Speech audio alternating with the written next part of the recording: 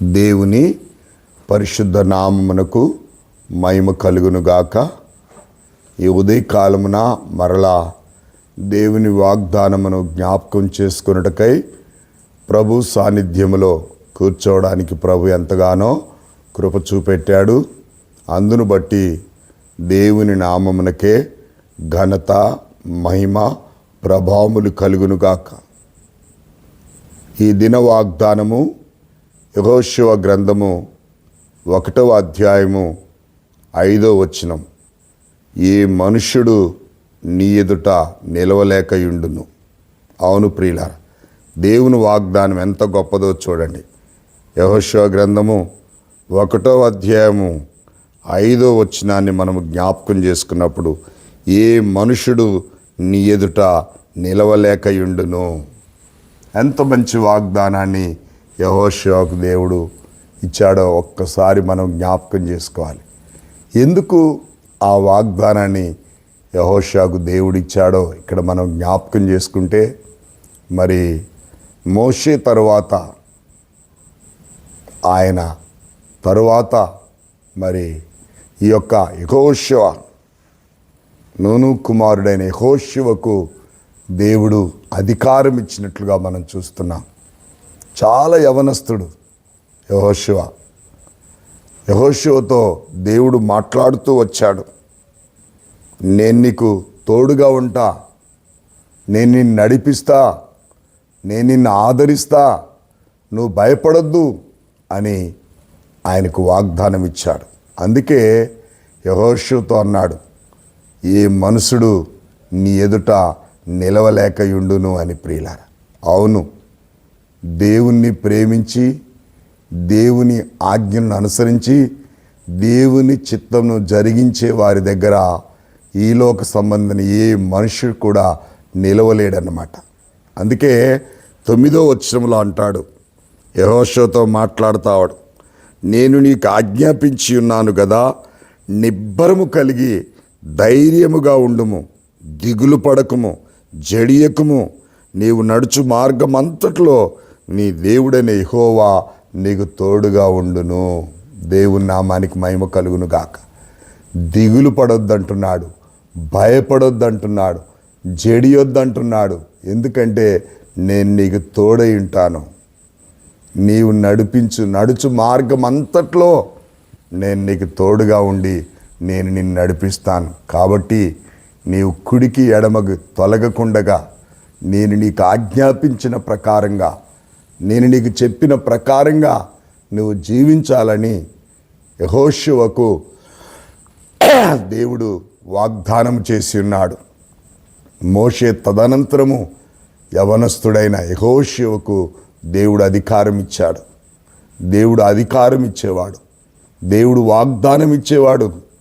నువ్వు దిగులు పడొద్దు, నువ్వు జడియొద్దు, నువ్వు భయపడొద్దు. ఎందుకంటే నేను నిన్ను బలపరుస్తా, నేను నీకు తోడై ఉంటా, నువ్వు నడిచే మార్గం అంతట్లో నేను నిన్ను నడిపిస్తానంటున్నాడు. దేవుని మాట వినేవారంటే, దేవుని వాగ్దానానికి లోబడేవారంటే దేవునికి ఎంతో ఇష్టం. అందుకే దేవుడు పరమును విడిచి ఈ భూలాడానికి రావడానికి కారణం అదే అన్నమాట.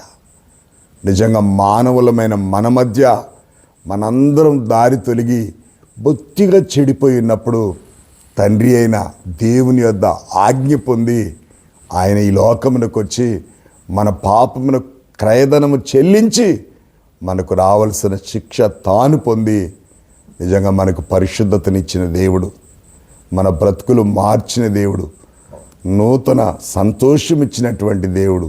అందుకే యెహోషువకు వాగ్దానం చేస్తున్నాడు, యెహోషువా, ఏ మనుషుడు నీ ఎదుట నిలవలేకయుండును అని చెప్పి వాగ్దానం చేశాడు. వాగ్దానం చేసిన దేవుడు నమ్మదగినటువంటి వాడు. వాగ్దాన ప్రకారంగా జీవించిన వారిని విడిచిపెట్టేవాడు కాదు. మన మూల పురుషుడు అబ్రహామును చూస్తే, అబ్రహాము దేవుని ఆజ్ఞ ప్రకారంగా జీవించాడు. ఏ స్థలానికి వెళితే ఆ స్థలంలో బలిపీఠాలు కట్టి యెహోవా నామమున ప్రార్థన చేశాడు, కృతజ్ఞతలు చెల్లించాడు, దేవుని వాగ్దానాన్ని బట్టి నడిచాడు. అందుకే ఈ దినాన ఆయన విశ్వాసులకు తండ్రి కాగలిగాడు. యెహోషువ కూడా మోషే తర్వాత నాయకుడిగా ఉండి వేల మంది ప్రజలను 6 లక్షల కాల్బలాన్ని నడిపించాడు. జనులందరికీ నడిపించిన నాయకుడిగా ఉన్నాడు. కాబట్టి దేవుడిచ్చిన వాగ్దానాన్ని పట్టుకొని మనం ఎత్తిపట్టి ఆయన్ని స్తుతించి గణపరిచి వాగ్దాన ప్రకారంగా జీవిస్తే మనల్ని ఆశీర్వదించే దేవుడు. కాబట్టి ఈ ఉదయకాలము ఆ యెహోషువను ఆశీర్వదించిన దేవుడు మనల్ని కూడా ఆశీర్వదిస్తాడు. కానీ ఆయన వాగ్దానాన్ని ఎత్తిపట్టి ఆయన్ని స్తుతించి ఆయన్ని గణపరిచి ఆయన ఆరాధిద్దాం. అట్టి కృప దేవుడు మనకు అనుగ్రహించును గాక. ప్రార్థన చేసుకుందాం. సకల ఆశీర్వాదాలకు కారణభూతుడైన మా తండ్రి, నిజముగా తండ్రి, మీరు యెహోషువకి ఇచ్చిన వాగ్దానమును బట్టి ఏ మనుషుడు నీ ఎదుట నిలవలేక యుండును అని మీరు చెప్పారు ప్రభువా. ఆయన్ని మీరు బలపరిచారు, ఆయన్ని మీరు స్థిరపరిచారు. దిగులు పడొద్దన్నారు, భయపడొద్దన్నారు, నేను నీకు తోడై ఉంటానని చెప్పారు. అందును బట్టి మీకు స్తోత్రాలు. అవును ప్రభువా, మీరు మాకు తోడుగా ఉన్నారు, మా చేయి పట్టి నడిపిస్తున్నారు, మా తల్లిగా మా తండ్రిగా ఉండి మమ్మల్ని ఆదరిస్తున్నారు ప్రభువా. మా ప్రతి అవసరత నీ నామములో తీరుస్తూ వస్తున్నారు. అందును బట్టి మీకు స్తోత్రాలు. ఈ ఉదయకాలం మీరు ఇచ్చిన వాగ్దానాన్ని ఎత్తిపట్టి నిన్ను స్తుతించి గణపరిచి ఆరాధించి నీకు మాత్రమే మొక్కి నిన్ను మాత్రమే సేవించి నీకు మాత్రమే లోబడి నీ చిత్తాన్ని జరిగించే భాగ్యం మాకు అనుగ్రహించమని యేసుక్రీస్తు నామములో అడిగి వేడుకొంచున్నాను తండ్రి. ఆమేన్. దేవుని పరిశుద్ధ నామానికి మహిమ కలుగును గాక. ఈ ఉదయకాలం విన్న వాగ్దానాన్ని ఎత్తిపట్టి స్తుతించి ఇతరులకు సేవ చేసి వారును మీరును ఆశీర్వాదంలో పాలుభాగస్తులు కావాలని మనం చేస్తున్నాను. God bless you all.